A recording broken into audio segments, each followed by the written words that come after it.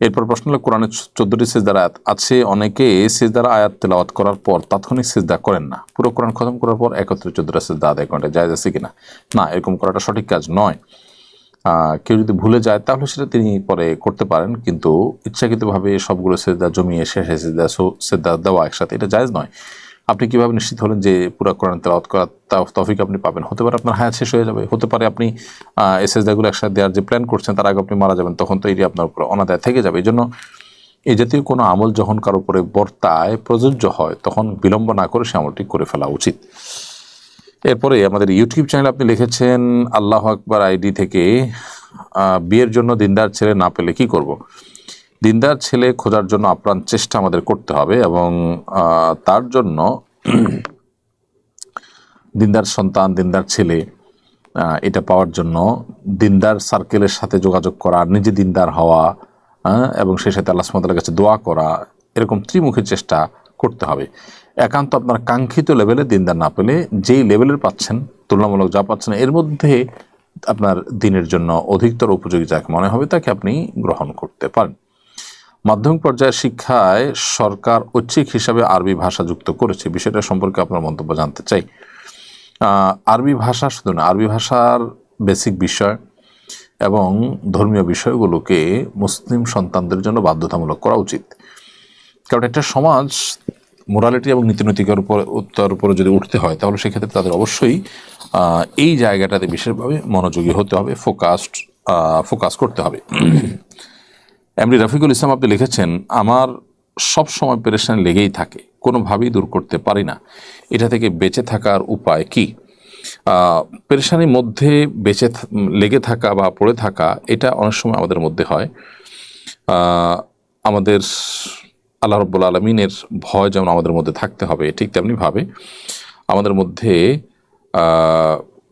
বিশেষভাবে চেষ্টা থাকতে হবে যে আমরা একজন মুসলমান হিসেবে আল্লাহ তাআলার প্রতি ভরসা রাখবো। আল্লাহ তাআলার প্রতি যখন কেউ ভরসা রাখবেন,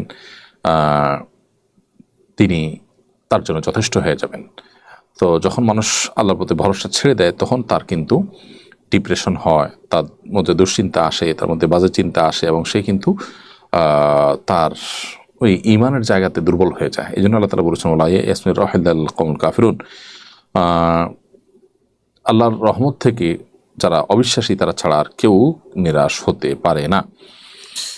এই জন্য একজন ইমানদার তিনি যতটা আল্লাহর প্রতি ইমান আনবেন, যতটা বিশ্বাস রাখবেন, যত বেশি তাওয়াক্কুল এবং ভরসা থাকবে, তত বেশি তিনি পেরেশানি এবং অতিরিক্ত দুশ্চিন্তা থেকে বেরিয়ে আসবেন। এর বাইরে দুশ্চিন্তা এবং পেরেশানি থেকে বাঁচার জন্য আল্লাহ সুবহানাহু ওয়া তাআলার কাছে দোয়া করা যেতে পারে। নবী সাল্লাল্লাহু আলাইহি ওয়াসাল্লাম যেভাবে দোয়া করেছেন, আল্লাহুম্মা ইন্নী আউযু বিকা মিনাল হাম্মি ওয়াল হাযান, আল্লাহ আপনার কাছে আমি টেনশন এবং পেরেশানি থেকে পানাহ চাই, এই দোয়াটা বেশি করে পাঠ করতে পারেন।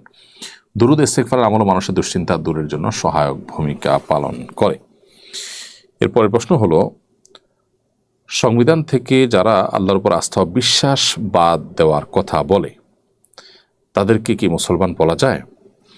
কোনো ব্যক্তি যদি নিজেকে মুসলমান দাবি করার পরও তিনি সংবিধানে আল্লাহর প্রতি আস্থা এবং বিশ্বাস রাখার বিরুদ্ধে অবস্থান নেয়, তিনি যদি বলেন যে না, এটি রাখা যাবে না, তাহলে অবশ্যই তার ঈমান নিয়ে সংশয় এবং সন্দেহ দেখা দেয়। তার এই বলাটার মধ্যে তিনি যদি ব্যাখ্যা করেন যে এটা আমার বিশ্বাসের জায়গা ঠিক আছে, বাট আমি চাই না সংবিধানে থাকুক, সেটা এই যুক্তিতে, তাহলে সেক্ষেত্রে তিনি গোমরাহ এবং পথভ্রষ্ট, পাপিষ্ঠ, এতে কোনো সন্দেহ নেই।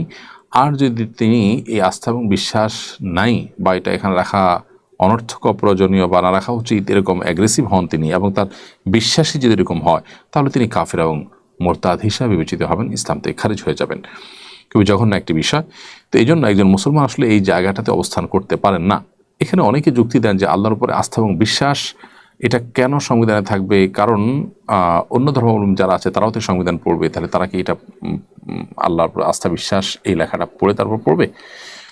এই উত্তরটা একেবারেই হাস্যকর আমার কাছে মনে হয়, বা এই প্রশ্নটা একেবারে হাস্যকর মনে হয়। কারণ হলো যে কোনো সংবিধান যখন প্রণয়ন হয়, দেশের সব মানুষ সেটার উপরে শতভাগ একমত থাকে না, কোনো বিষয় কারোর ভিন্নমত থাকতে পারে।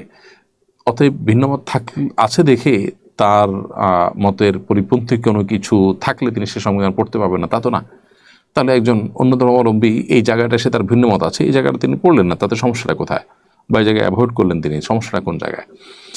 মালয়েশিয়ানরা যদি মাত্র 65% মুসলমান হয়েও তাদের রাষ্ট্রধর্ম ইসলাম থাকতে পারে, তাদের সংবিধানে ইসলামকে গুরুত্বপূর্ণ জায়গায় তারা রাখতে পারে, এবং তাতে যদি তাদের উন্নতি, অগ্রগতি, তাদের সৌহার্দ্য, সম্প্রীতি, পারস্পরিক একসাথে মিলেমিশে থাকা কোনো কিছু বাধাগ্রস্ত না হয়, তাহলে আমাদের দেশে কেন হবে?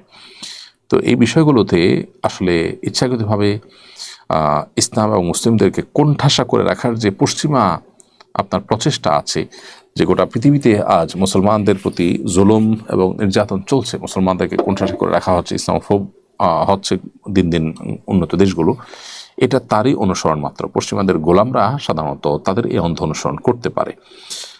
ইসলাম এটা শুধু মুসলমান নয়, অন্য ধর্মের মানুষদের জন্য নিরাপত্তার সবচেয়ে বড় কারণ। ইসলাম ছাড়া অন্য কোনো কিছুতে মুসলমান তো বটেই, অন্যদেরও নিরাপত্তা নিহিত নেই। এই বিষয়ে দীর্ঘ আলোচনা করবার সুযোগ আমাদের সংক্ষিপ্ত সেশনে নেই। এরপরে প্রশ্ন করেছেন এমডি রফিকুল ইসলাম, আমার প্রশ্ন উত্তর দিয়েছে সালমান আহনাফ লিখেছেন, আমি যদি টুপি না পরে ক্যাপ ইউজ করি আমার কি সুন্নত পালন করা হবে না? প্রথমত ক্যাপের সামনের অংশ যে খোলা থাকে, এগুলো তুরস্কে এটি কামাল আতাতুর্কের আমলে চালু হয়েছে, এবং তার উদ্দেশ্য ছিল যে সেজদাকে অস্বীকার করা। কারণ কপালের উপর ওই অংশটা বেড়ে থাকা মানে হলো ওই অবস্থায় সেজদা করা যায় না।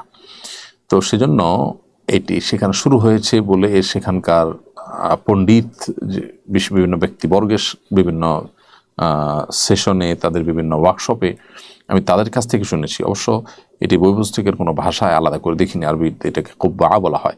এই কুব্বার আলোকে বদিউদ্দিন সাইদুল ইসলাম হলো যে রাসাইলুন নূর এবং রাসাইলুন নূরকে কেন্দ্র করে যে সেমিনার এবং ওয়ার্কশপ হয়েছে, সেখান থেকে পাওয়া তথ্য আমি এটি শেয়ার করেছি।